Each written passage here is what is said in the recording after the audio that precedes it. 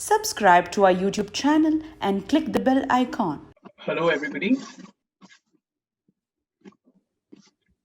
I am delighted to welcome all of you to the second lecture being conducted by the Indian Feminist Judgments Initiative in partnership with Bar and Bench.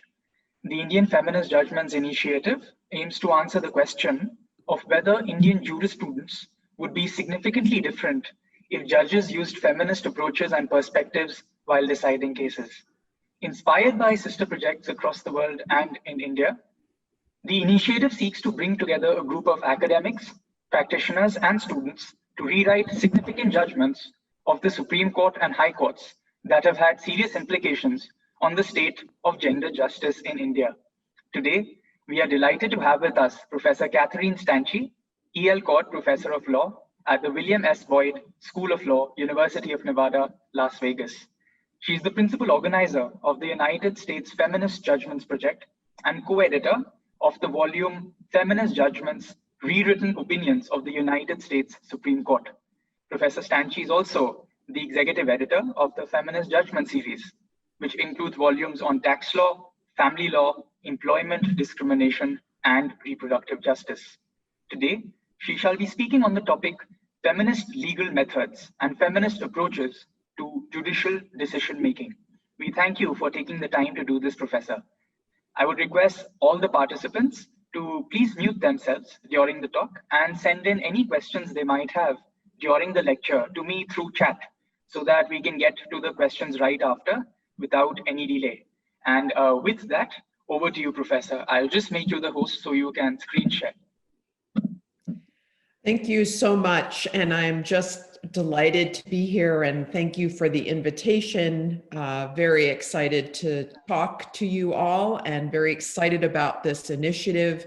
I really love to see feminist judgments catching fire just across the world, and that's really inspirational. We in the US, we were inspired by the Canadian projects,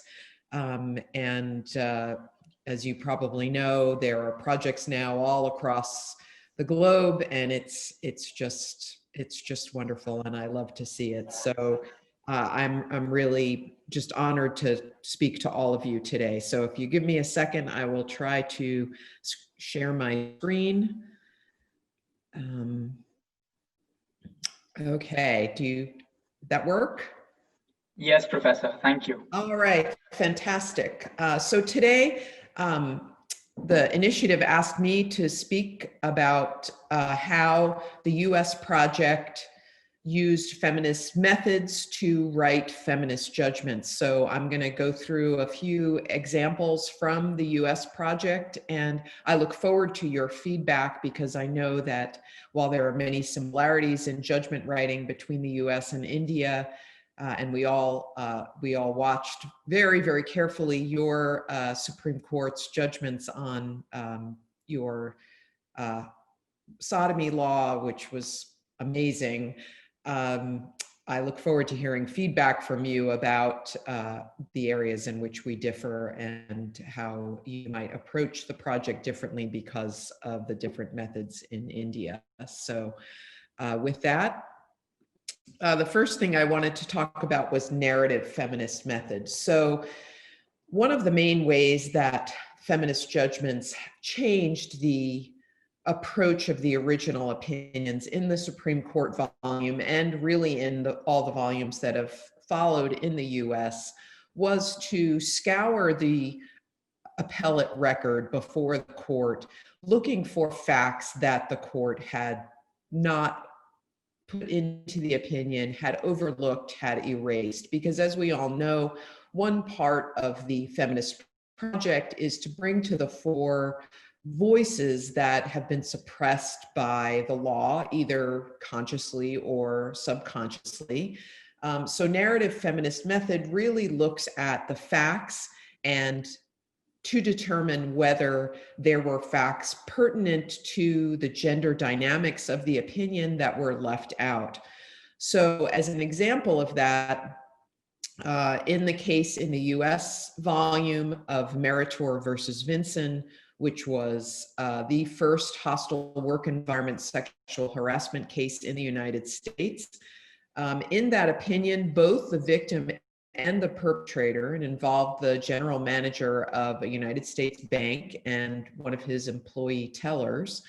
And both of those people or parties in the case were African American, and the opinion says nothing about this. You could read the entire opinion, including the separate opinions, one of which was by Justice Thurgood Marshall, and you would never know the race of the parties here. And the feminist rewrite includes these facts and explains why race changes the dynamic of sexual harassment and hostile work environment in such a way that, for example, the victim might be even more reluctant to report than you would have in another case of sexual harassment because of the dynamic between African-American men and women, the desire not to pull down an African-American man, the dynamic in the US where African-American women are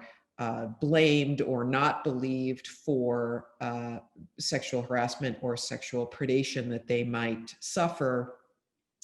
So that was one example, very stark example, where the Supreme Court's in the original opinion simply ignored this fact, either believing it to be irrelevant or, sort of subconsciously not really thinking about race, and the feminist judgment really brought it to the fore. The other way that the feminist judgments used narrative in the rewritten judgments was to think about the characterization of the facts. So Meritor was a situation where there was simply a fact missing from the opinion that was in the record and that the feminist judgment included in the opinion and really took it and ran with it and explored the dynamic of how that fact might have changed the perspective of the case. But in another case, the fact that was at issue was present in the original opinion, but the characterization of the court was something that the feminist rewriter found problematic. So this was in Gebser v. Laga Vista School District. This was a sexual harassment case involving a child in elementary school who had consistently complained that she was being sexually harassed by another student, but was ignored. She asked to have her desk move. Her desk was right next to the harassers, and the teacher and the principal would not move the desk. So in Gebser v. Laga Vista, the court, there was a relationship between the 50-year-old male high school teacher and a 14-year-old student, and the US Supreme Court characterized that relationship as a, quote, romantic relationship. And the feminist rewrite took great issue with this. I'm not sure what the law is in India, but in the US, when an older adult has a sexual relationship with a child, usually under the age of 15, that is per se rape. Under a certain age, usually 15, sometimes a little bit older, sometimes younger, that child is said to be unable to consent to sexual relations with that adult. So here you had a relationship between a 50-year-old male high school teacher and a 14-year-old student, and the original judgment characterized it as a romantic relationship. And the feminist rewrite, one of the main thrusts of the feminist rewrite was to emphasize the point that this was not a relationship, but rather a set of serial rapes. So that was another way that narrative was used in the feminist judgments, not so much bringing a fact to the fore, but changing the characterization of the fact as a way to change the reader's perspective on the case. So when I was approached actually by the initiative to talk to you all about judgment writing, one of the things that came up explicitly was this feminist method of, quote, asking the woman question.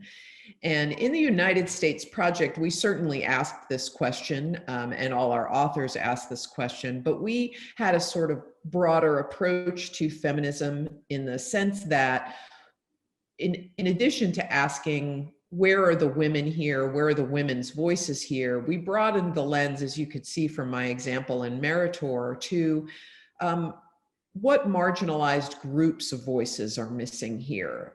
So any group that has been marginalized by the law, whether that's based on race, gender, class, or some other group characteristic, are any of those voices missing here? Because at least in the United States project, and I think in many of the other projects, our approach to feminism includes justice for everyone who has been erased or marginalized by the law. So the question here the way I wanted to frame the question for you all this morning was, what marginalized groups are hurt by the law or by the original ruling, and how can we fix that?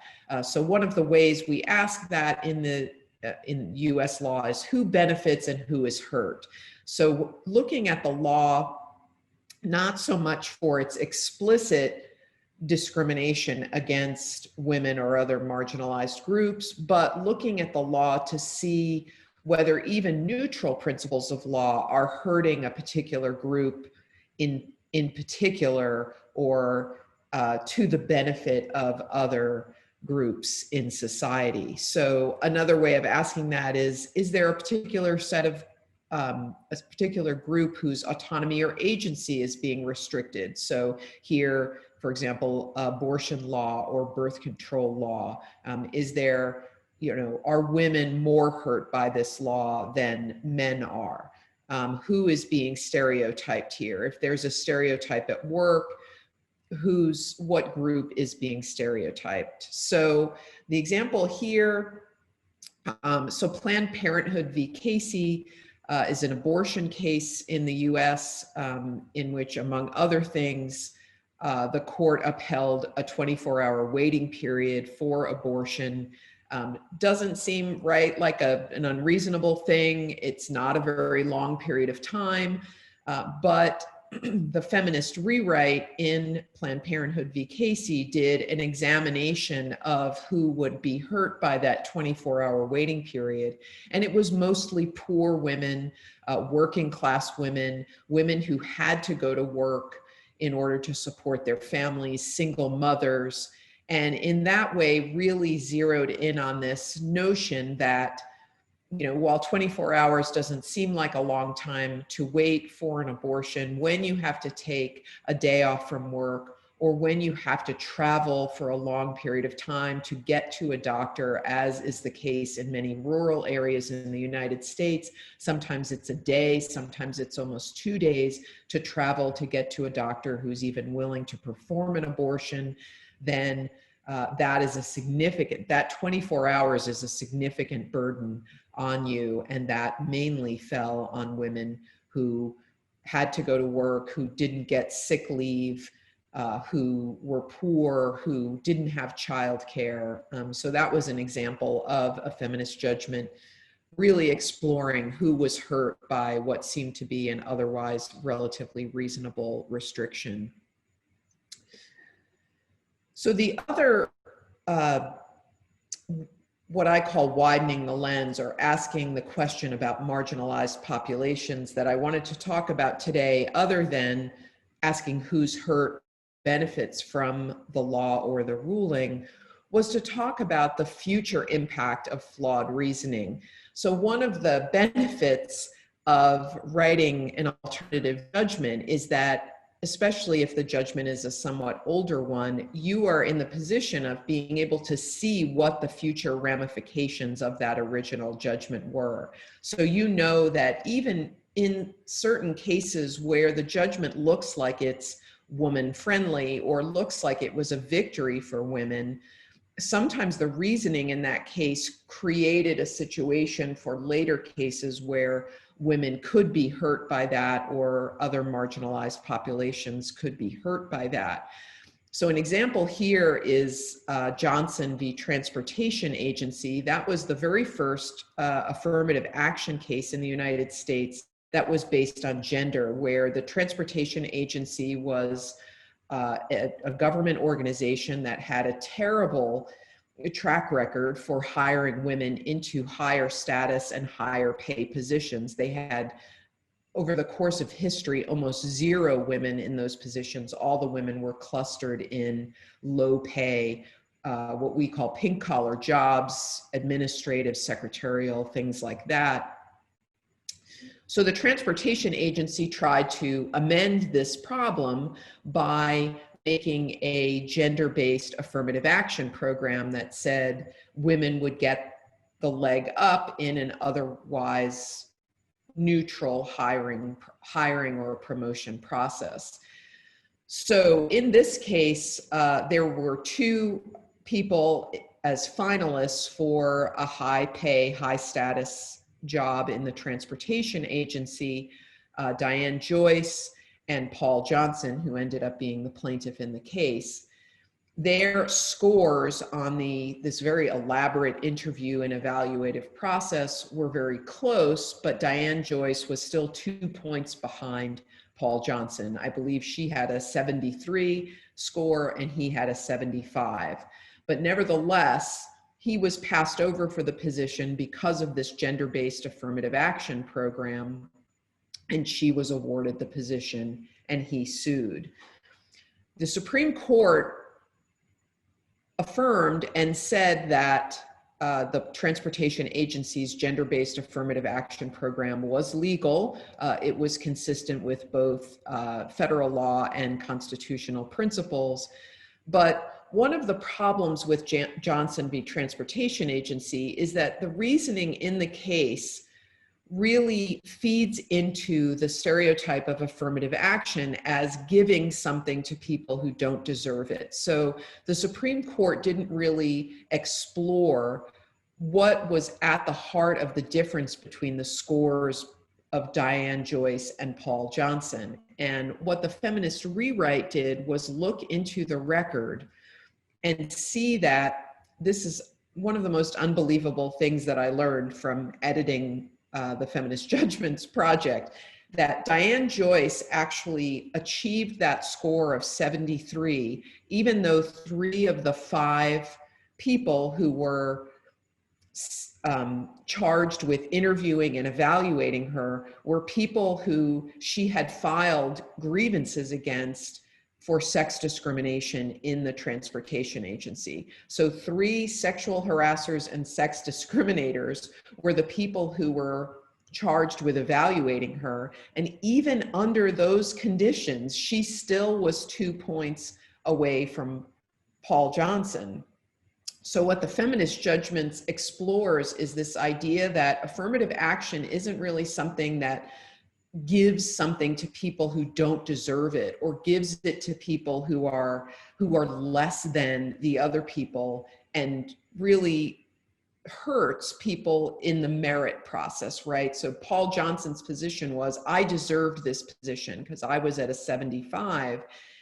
And what the Feminist Judgments said was, no, you didn't deserve this position, because even as a matter of merit, she achieved such a close score to you under conditions that you never had to endure as part of your work environment. And that made her almost more qualified than you, because if the playing field had been even, we can imagine that her score would have been higher. So the original reasoning in Johnson actually contributed to this myth about affirmative action, that it takes away something from white men who are otherwise deserving of the position. And by changing that reasoning, the theory is that feminist judgment in Johnson v. Transportation Agency would have made it much harder to chip away at affirmative action in the way that our more conservative Supreme Court has now done. Another example of this is United States v. Virginia, which was written by Ruth Bader Ginsburg, may her memory be a blessing. but she was in the position of having to corral a majority for her position in United States v. Virginia. We, of course, as feminist judgments writers, are not in the position of having to convince more conservative people to follow our opinions. So lucky us.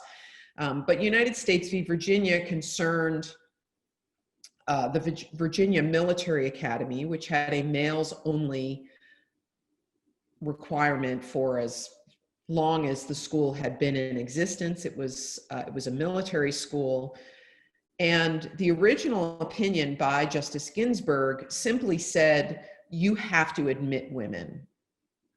The result of that very narrow reasoning was that even in decades after the opinion that opened up the doors of the Virginia Military Institute to women, you had only a handful of women who were able to endure the requirements of the Institute. So in later years, you had maybe 3 women, you had 2 women, you had 5 women.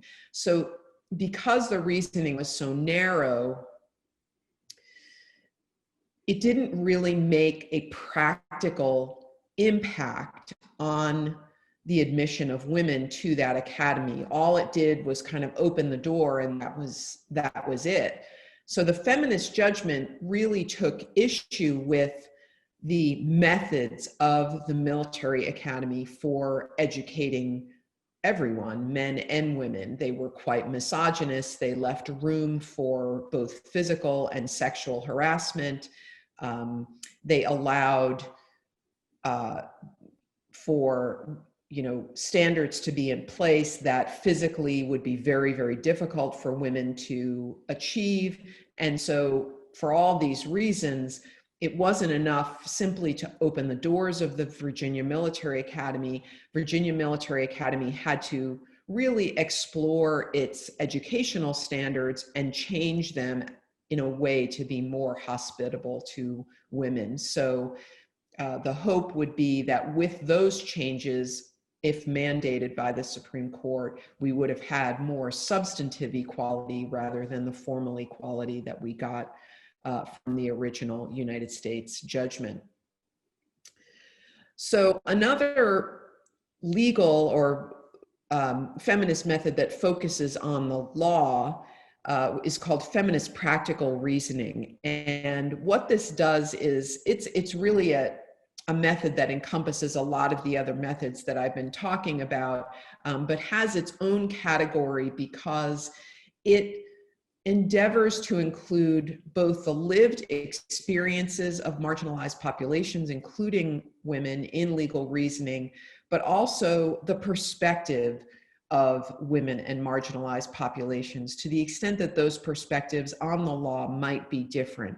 So rejecting the idea, which is so prevalent in US law, that there is this one neutral objective voice that is the way that the law should be, and any other voice that comes in is somehow subjective or not neutral and biased. So an example of the flaws of this neutral objective reasoning in US law, one example, really there are many, is a case called Geduldig versus Aiello, in which an all-male court held that discrimination against pregnant women was not sex discrimination. It was only discrimination against pregnant persons. Not kidding, that's the actual reasoning of the case. And part of what the court did was say, people choose to be pregnant. This isn't something like an illness where you don't choose to have cancer or you don't choose to have some other illness. You choose to get pregnant. It's a joyful part of life. Why should employers have to accommodate that any more than they would accommodate, an employee wanting to take a 6-month trip to Europe or any other thing that is voluntary and gives joy to people. So the feminist rewrite really zeroes in on this problematic reasoning, concedes that some, maybe even many pregnancies are voluntary and joyful, but also includes the perspective that may have been missed by these 9 men, that some pregnancies are not voluntary.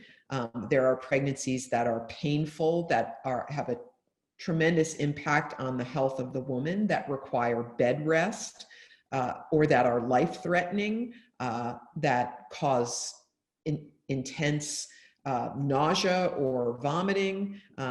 So in that way, really explaining, not just as a matter of law, but as a matter of impacting society and cultural norms, hey, pregnancy isn't just always, a barrel of fun. It actually can be an illness like anything else that should be covered by the employee's healthcare provisions.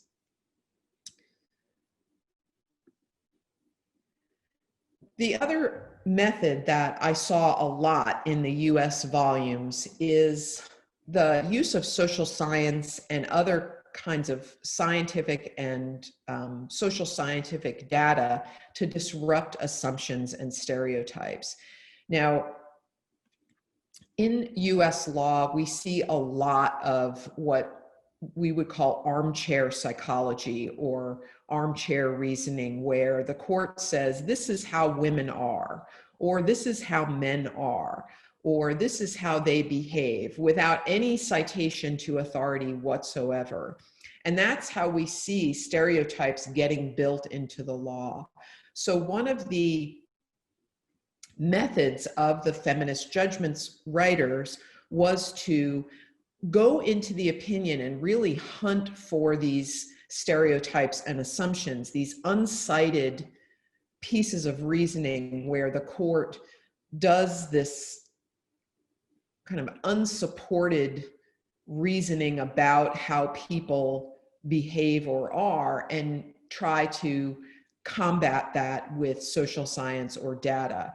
And another example of this is using the same example in Johnson v. Transportation Agency, the case about the affirmative action, gender-based affirmative action by the transportation agency to get more women into its skilled jobs. Justice Scalia said in his dissent that the reason women are underrepresented in construction jobs and transportation jobs that are so-called dirty jobs is that it was their choice not to, quote, shoulder, pick, and shovel, that essentially women are opting out of these jobs. So this was one of those completely uncited propositions.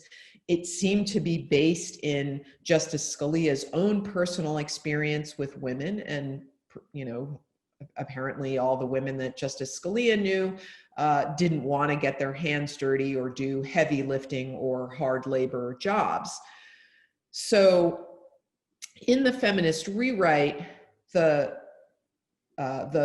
woman writing the alternative judgment dug into the congressional record. In this case in Johnson, there was some background in the legislative history of the act about how many women apply for hard labor and construction jobs and how many women get those jobs. And so the feminist rewriter included that data in the opinion as a way to answer Justice Scalia, because it was an kind of off the cuff couple of sentences remark by Justice Scalia, but it really tapped into a very strong stereotype in the US about why women don't get certain jobs, that for whatever reason, they are opting out voluntarily from these jobs. And so this was another example of not just bringing in evidence that was ignored by the court, but also how important it is, even in a case that looked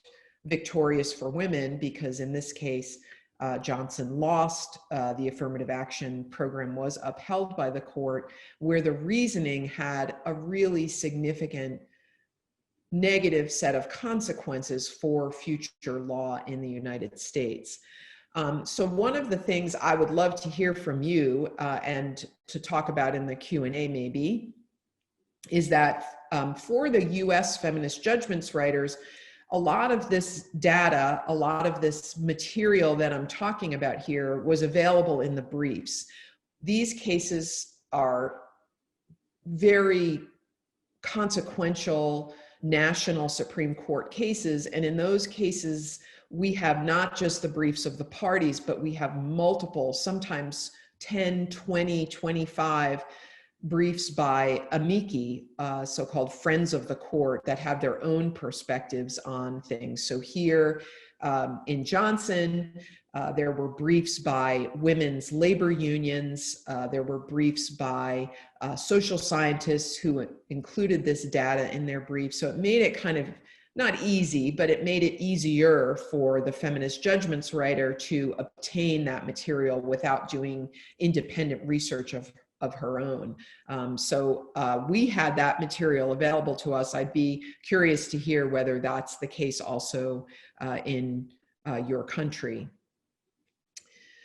So, this slide didn't turn out very well, but we'll see if we can explain it a little. So the other way to approach the law as a feminist method is to actually reframe the legal question or rethink what body of law would be best to support the position that you want to write into the law. So as you probably know, the original Roe versus Wade, which is the very first abortion case in the United States upholding the constitutional right of women to reproductive decision-making.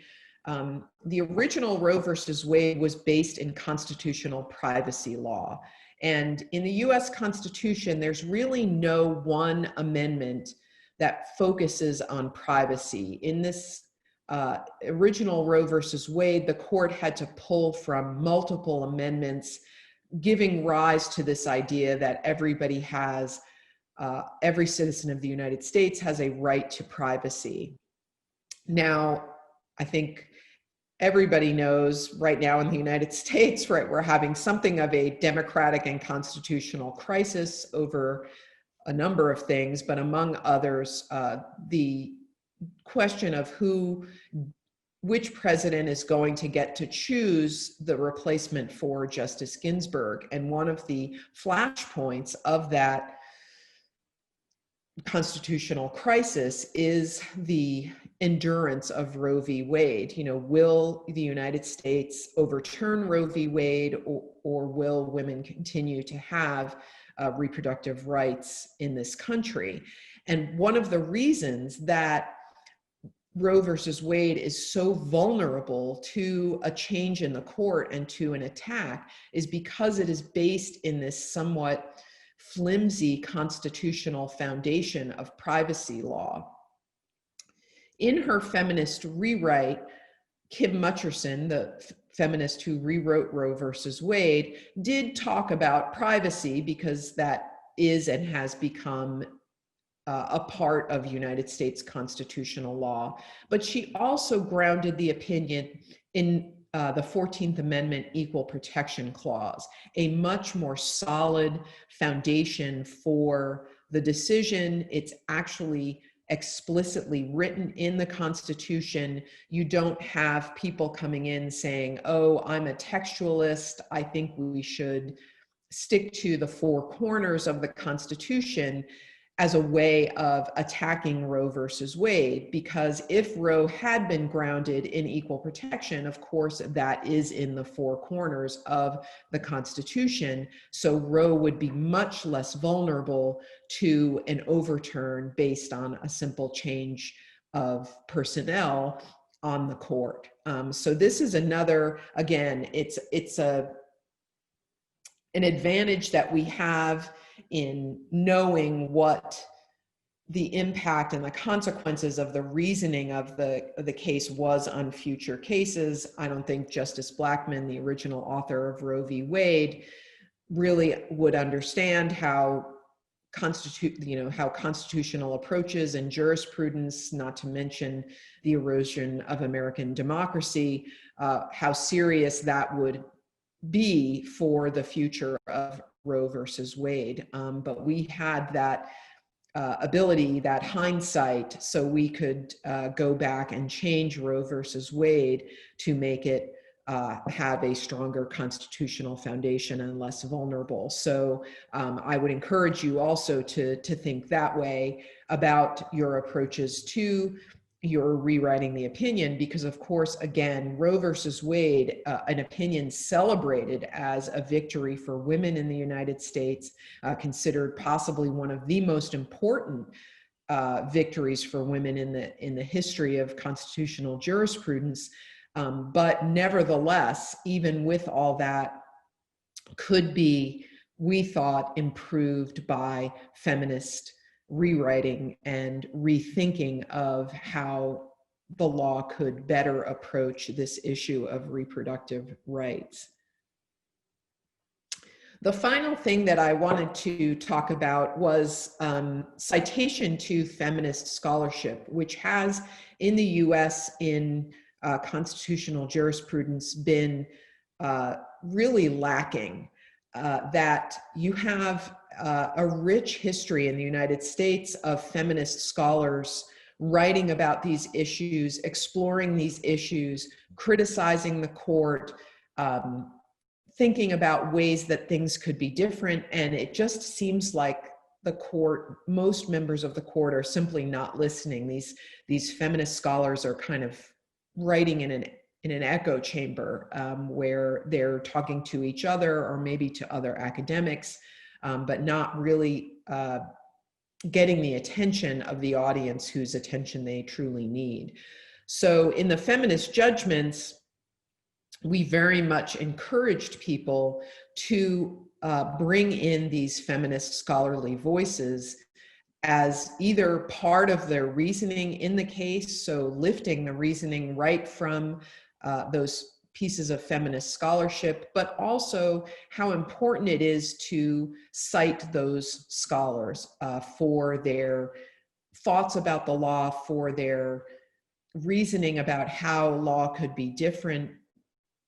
And again, these are citations that for us, we didn't have to do independent research most of the time. They were available in the briefs, often in cases like Roe, in cases like Planned Parenthood, in cases like Gebser, sexual harassment, abortion, big flash cases.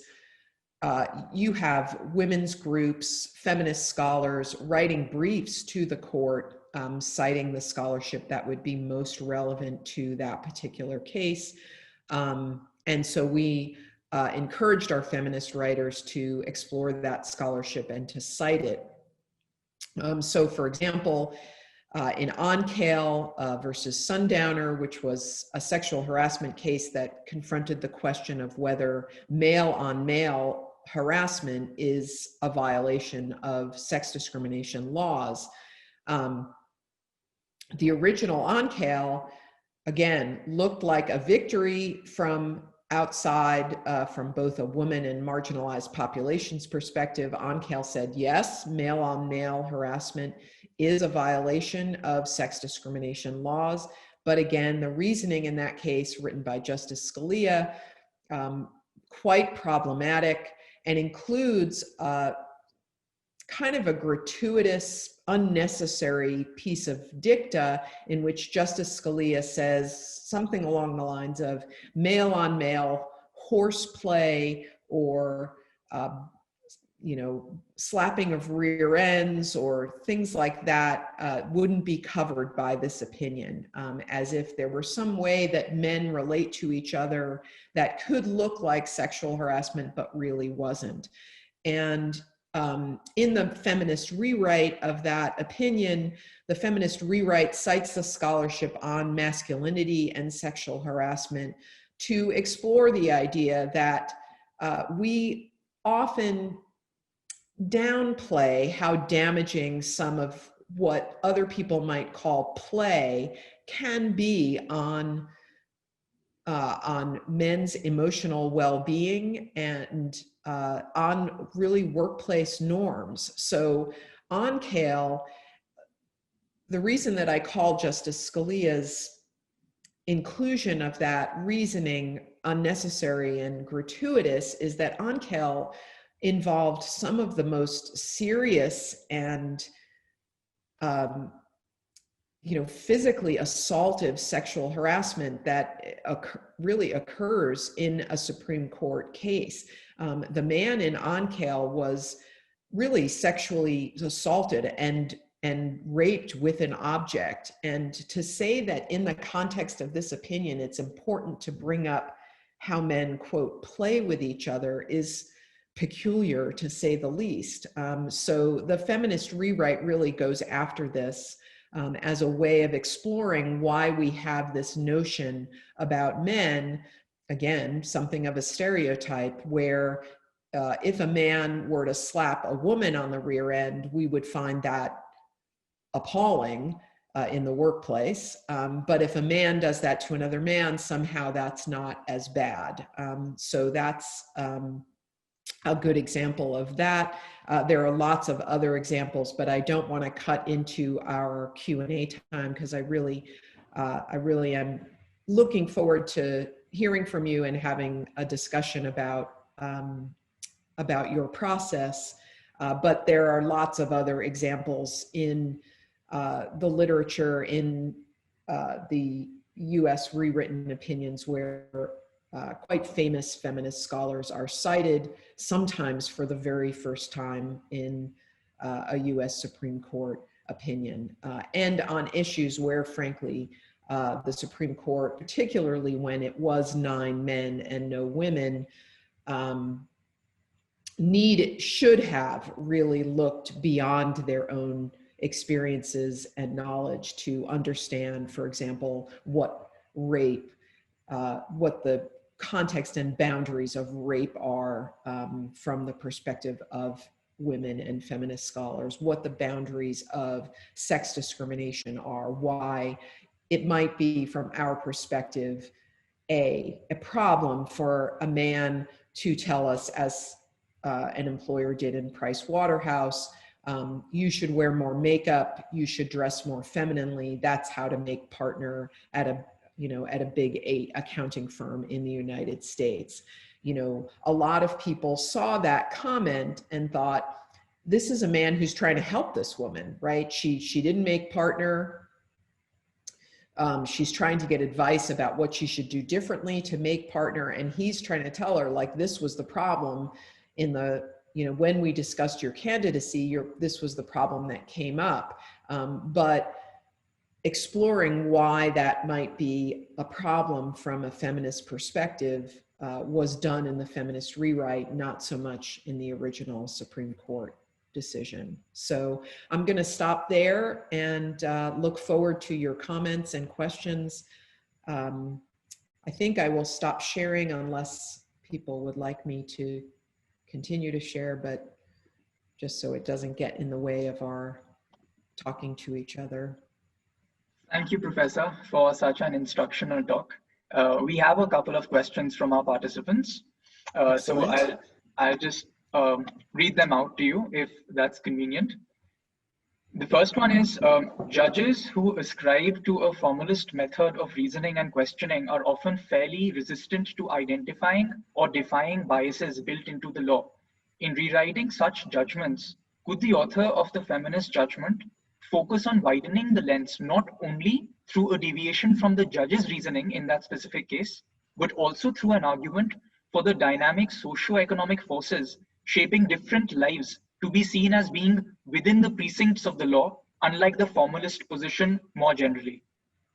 Oh, absolutely. I'm so glad that you asked that, because the reasoning of the cases is in some ways so important, even maybe more important than the actual holding. So I encourage you to look way beyond that formalist approach to reasoning and widening the lens so that you look to achieve a more substantive version of equality, but also, as you note, the issue is law, but also culture and cultural norms. And part of what the Supreme Court does, and I think this is true in India as well, is influence how run-of-the-mill people, not just lawyers, think about social problems. So yes. I think that reasoning is critically important. I don't know what the time range is for the opinions that you all are rewriting in India. In the US, in the original volume, and actually in many of the subsequent volumes, we had cases that were so old, right? They predated the point where the US even thought about separation of the sexes as being problematic. So there were opinions that just the idea of formal equality changed the whole dynamic of the opinion.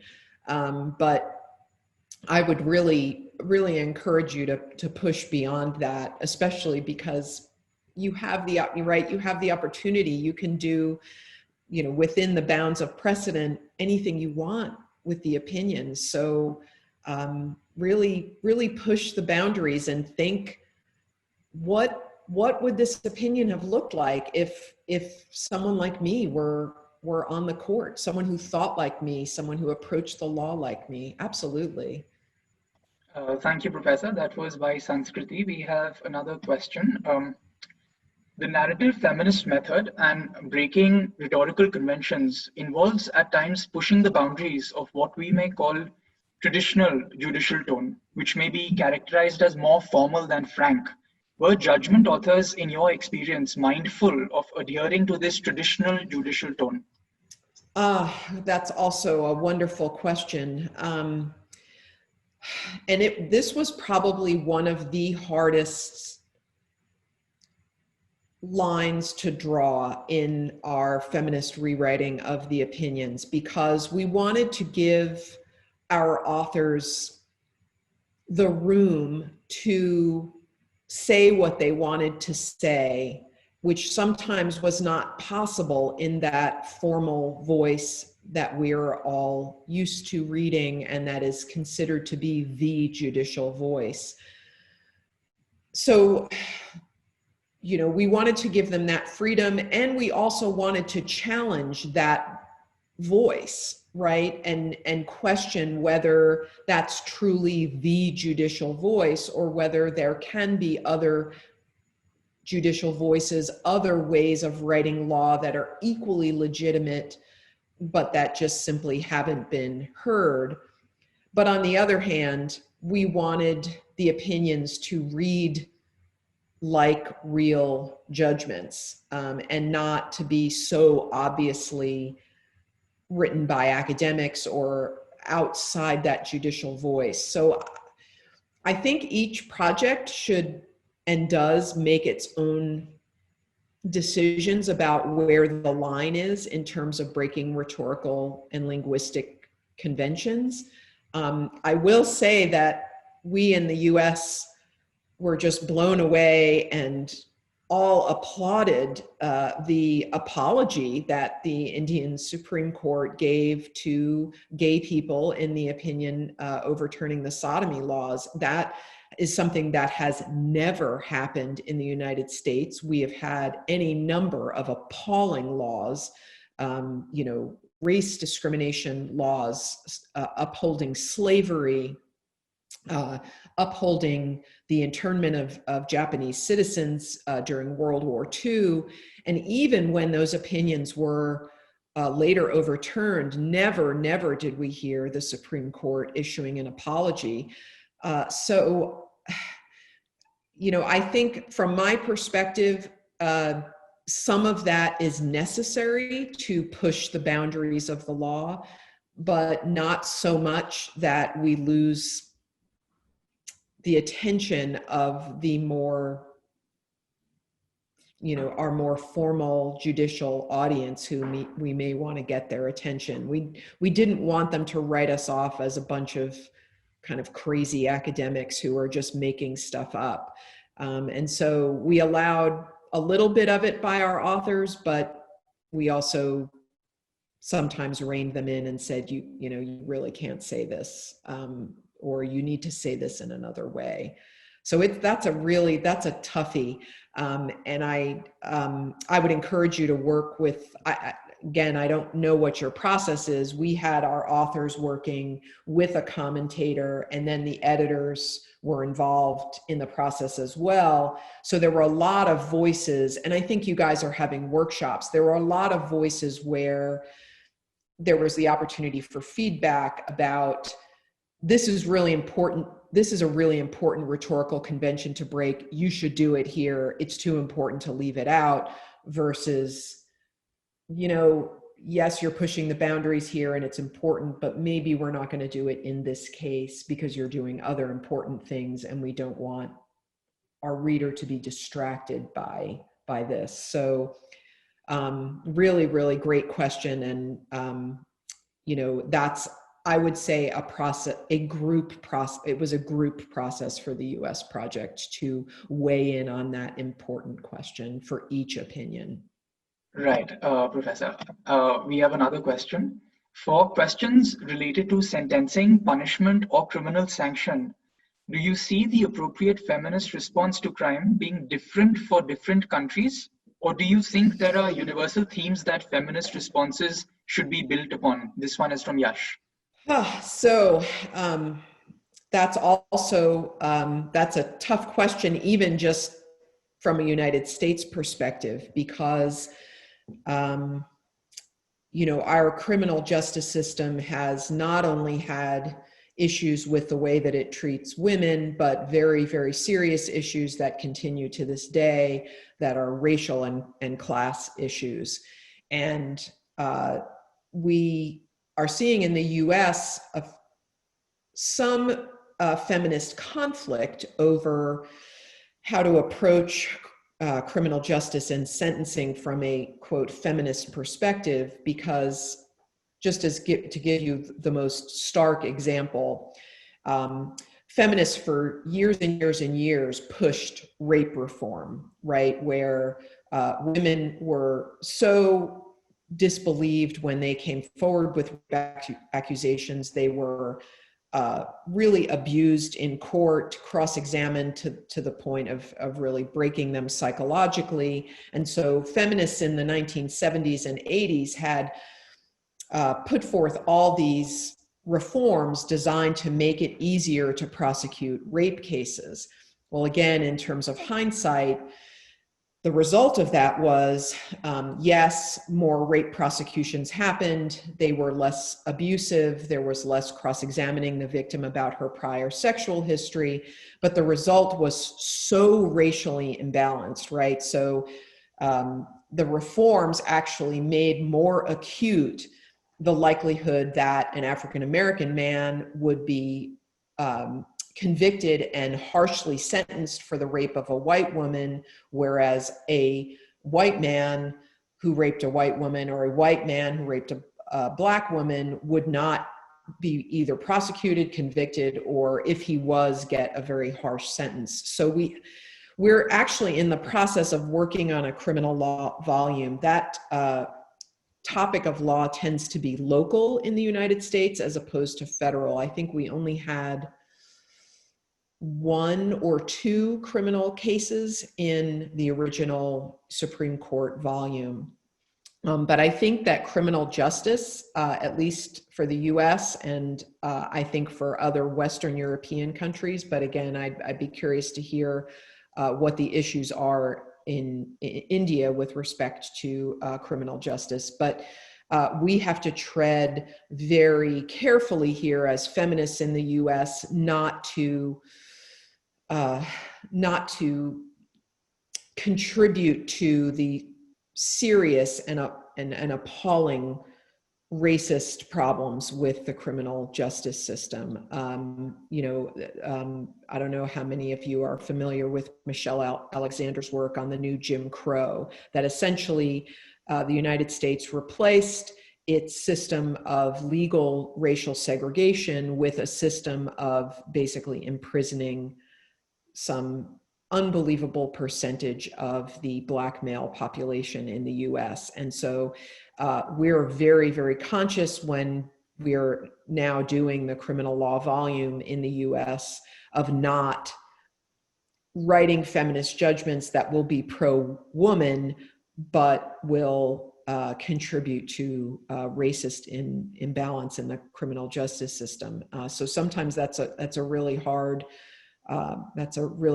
boundary to set, but that's what we have to do. And I think that's probably true in every country that ascribes to a punishment-based, primarily punishment-based form of criminal justice, that anytime you have that, you're going to have imbalances in how that punishment is meted out, because the biases of society are going to be reproduced in that system. And I think fair to say, not just reproduced, but exacerbated in the criminal justice system, because you are talking about taking people's freedom away, or in some circumstances in the US, taking their lives away. And so that is something, I think, one of the reasons that I don't love the formulation of asking the quote woman question, and prefer this idea of ask the marginalized population question, so that you are, as a feminist, really taking into account not just are we helping women with this rape law, but are we really helping to make society more just, which I think should be really the feminist goal. I hope that answers your question. Thank you, Professor. Yash just texted that it does. Okay. And I think that all question came from the fact that Yash is one of the authors who's rewriting a judgment on the death penalty that was meted out in response to a rape. So it was in that context. But we have more questions with us. So wait, before we get to the question, so one of the things I would love to see happen is more collaboration among the international projects. So Yash, if you could get my email from, how do you pronounce your name, Raghav? Raghav, yeah. Raghav, if you could get my email, we are also in the US, like I said, in the process of a criminal law volume, and somebody here in the US is also rewriting the US case that addressed the death penalty for rape cases. So it would be so great if the two authors could talk to each other. I would love to facilitate you being able to chat with the US author and just collaborate on how you're going to approach that difficult problem. Yash wants to have a word with you, so he's just going to unmute himself. No, I was just going to say, yeah, that's a great idea. And Sahana and I, who are rewriting the Mukesh versus State judgment, would absolutely love to collaborate, I'm sure. Yeah. Fantastic. So I'll share the email ID with you, Yash, definitely. And we have another question from Sanskriti, Professor. She asks, given that a lot of feminist scholarship, especially on the use of biased and discriminatory terminology, is Western in a certain sense, how do you think we as authors of the Indian Feminist Judgments Initiative contextualize such scholarship to our shared language as a community, which might be subtly to significantly different? Also a really, really great question. Although I think you certainly have a rich, set of scholarship there by feminist academics in India. But yes, there is without a doubt a Western bias.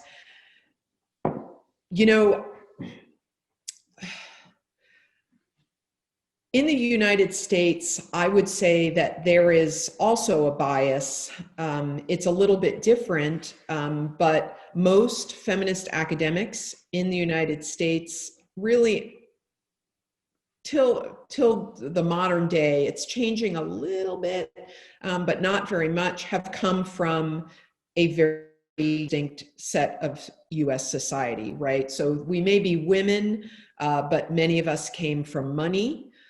We came from upper or upper middle class. we're, highly educated, we're white. So I think a lot of us really very much tried to approach that scholarship also, like we do everything, with a critical eye, kind of taking the ideas and mulling them over in our heads and thinking about ways that we could improve them, thinking about ways in which they are biased, and trying to really address that bias when we write the judgment. Not an easy thing to do, especially if those are your own biases. So of course I'm white, and it's it's a challenge for me to read something and really think about whether I am bringing my racial bias to that scholarship or to that reasoning. But nevertheless, I think it's a good process for us. It's a good fight to have. And so from your perspective, Sanskriti, to really approach the scholarship with the knowledge that you just explained to me, which is there's a Western bias there. Part of the Indian Feminist Judgments Initiative might be to make the voice more Indian and less Western. And that I see that as a part of your feminist process. And so approaching that scholarship with that mindset. And so maybe you don't pick to cite or use the scholarship that you feel has the most significant Western bias, and you look for other scholarship that maybe is more hidden, maybe isn't quite cited as much, that you can use to reach your goal of not only making this a feminist project, but making it one that serves the goals of creating a true Indian feminist voice. Thank you, Professor. Sanskriti messages that's very helpful. The final question that we have, in fact, flows directly from something you asked. Accessing original pleadings of cases in India is often a difficult task and requires significant resources since they are not freely available online. So we don't have access to all of the pleadings and all of the submissions that are made by all the parties and the interveners in all the cases that we've chosen. And this becomes even more difficult for the older cases that we've chosen, because we have cases ranging from 1965 to 2020. So we spoke about this with Professor Rosemary Hunter as well, and she told us that most authors in the UK project also did not have access to original pleadings, but they did have access to judgments of lower courts, which tend to be more elaborate on questions of evidence. So given these constraints, what tools do you think a feminist judge can employ to introduce more science and data and facts into their judgments? So that's interesting, and it's good to know. And I'm just delighted you heard from Professor Hunter. She's a rock star and wonderful. So we also had this problem with some of our older cases. We had cases going back to the 1800s that we rewrote, and obviously the materials for those cases were much more difficult to get our hands on. So I understand the problem. It doesn't make it impossible, it just makes it harder. It means that you're going to have to do your own independent research. So instead of having it available to you in terms of briefs that might have been filed or pleadings or the record, I guess there's two questions embedded here. One is looking for the facts if you don't have the record below that the court had in front of it. And the other is the social science data, which the social science data or outside material, you can research that yourself. It's harder and it takes more time than having it handed to you with the brief, but it can be done. the facts are a little bit tougher. But I will say that in those circumstances where we did not have the actual record available to us, obviously, yes, we used the lower court cases, but we also allowed authors to, for example, look at news and newspaper articles at the time to see what was being reported in the press.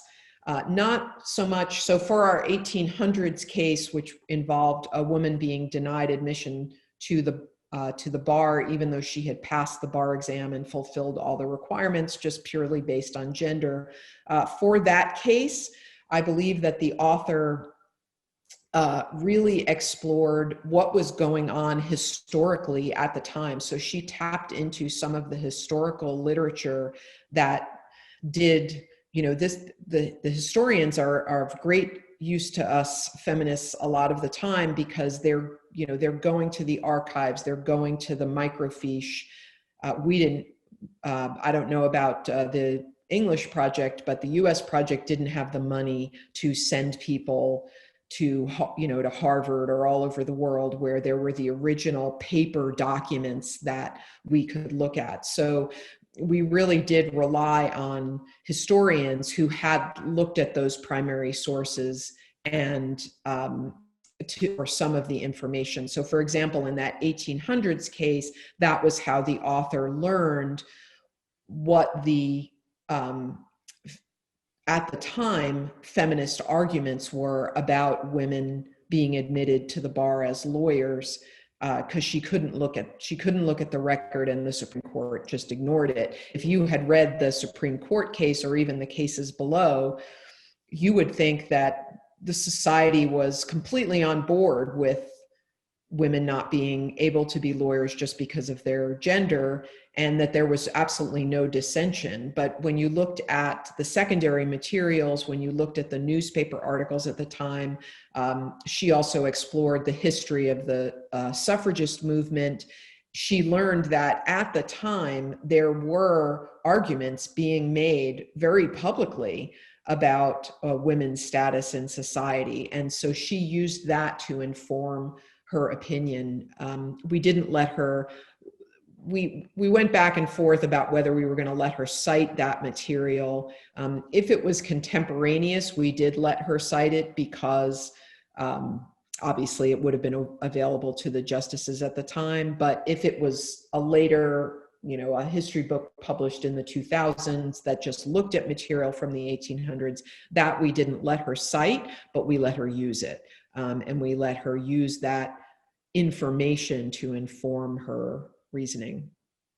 So that might help as well. But you, I think, need to make a decision as organizers and authors of the project, how much of that material you would like your authors to use, whether you're going to let them cite it. It's really a tension between how, quote, realistic you want the judgments to be versus how deeply feminist you want them to be, because sometimes it's just too difficult with these older cases to hold the person to only the material that is available to her that are contemporaneous materials. I mean, it didn't give people enough to work with, so we allowed a little bit of expansion there in order to do the work that we wanted to do. Do you, Raghav, do you guys have a sort of standards that your authors are required to follow? Do they need to use only contemporaneous materials? So Professor, we're also aiming to strike a balance. Like you said, we don't want judgments written in 1965 to rely on materials that were produced after that. But of course, feminist legal scholarship has been instructive for all of us to, and also the benefit of hindsight, of course. So all of these perspectives are, of course, going to be accounted for in the judgment, but we will be limiting the use of resources to only those that were available to the judges at the time. And if there's any particular resource that the judgment author referred to but can't cite, we are trying to make a provision such that the judgment author can indicate to the commentator that this was used, but of course couldn't be cited for these reasons. So that's how we're trying to strike a balance between the two goals. Yeah, that makes absolute perfect sense. I mean, I think the hardest decisions that we had to make were about feminist reasoning or feminist writings and thought processes that post-dated the opinion and just would never really have been in the original opinion, just because society wasn't there yet at the time. So even the thought wasn't really available to even the most progressive justice at a particular time wouldn't have thought in this way. So we really tried to, like I said, with that 1800s opinion, try to figure out what would have been reasonable to ask a justice to be aware of. And that the suffragist movement, the materials put out by the suffragists at the time, even if we didn't have access to them, we thought, we're going to say that a justice of the Supreme Court of the United States should have been aware at the time of the suffragist movement and the arguments that they were making. So we're going to let her use that, at least use those concepts in her decision, even if she can't cite the original sources. Absolutely, Professor. I think it's going to be slightly easier for us. I don't think it'll be as challenging as our decisions only date back to 1965, which is a time I think a lot of feminist perspectives were available to judges, even if they didn't choose to see them. Yes. In any case, thank you so much, Professor, for these very enriching insights and for your time. I must also mention that Professor Stanchi agreed to conduct this lecture at 7 a.m. her time for the benefit of our participants who are scattered across the globe. So thank you, Professor. We will definitely— That's good. You got me out of bed this morning. So now I have the whole day ahead of me. Thank you all so much. I want to do anything I can to support this project and support all the projects that are happening internationally. So really anything that I can do, don't hesitate to contact me. Getting up at 6:30 was nothing. If I can help in any way, please tell me. We'll definitely stay in touch with you, Professor. Thank you so much. All right. I also thank our participants for attending, and I thank Bar and Bench for their immense help in organizing this. Subscribe to our YouTube channel and click the bell icon.